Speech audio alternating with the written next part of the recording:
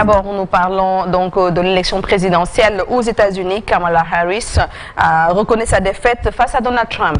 Kamala Harris a concédé ce mercredi après-midi sa défaite électorale face à Donald Trump lors d'un discours à Washington, durant lequel le vice-président démocrate sortant s'est engagé à une transition pacifique avec son rival républicain, tout en promettant de continuer à lutter pour la démocratie, admettant que l'issue du scrutin n'est pas celle espérée, en épilogue d'une courte campagne électorale après la mise en retrait du président sortant Joe Biden fin juillet dernier.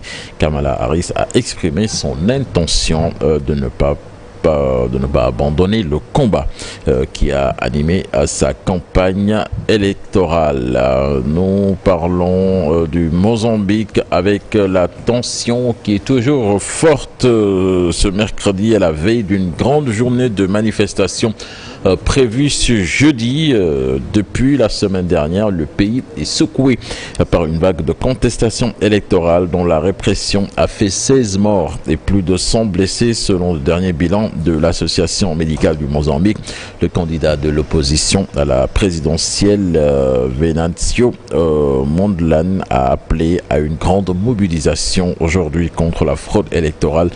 Les observateurs redoutent une flambée de violence, notamment policière. Direction le Soudan, à présent avec le président du Kenya, William Ruto, qui était en visite officielle à Djouba ce mercredi avec pour objectif de permettre une reprise des pourparlers de paix organisés sous l'égide du Kenya entre le gouvernement sud-soudanais et les groupes d'opposition non signataires de l'accord de paix de 2018. Ce processus de paix parallèle baptisé Tumaini a été initié au mois de mai dernier par William Ruto. C'était à la demande du président sud-soudanais Salva Kiir. Et puis Ligue des Champions pour terminer, ça se passe très mal pour le Paris Saint-Germain.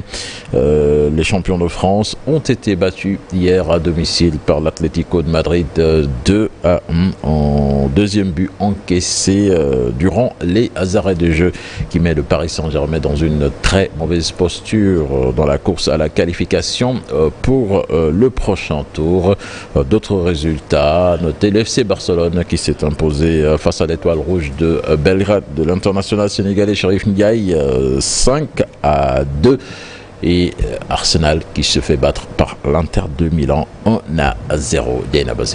Merci beaucoup, cher Tidiane Diawo, pour l'actualité.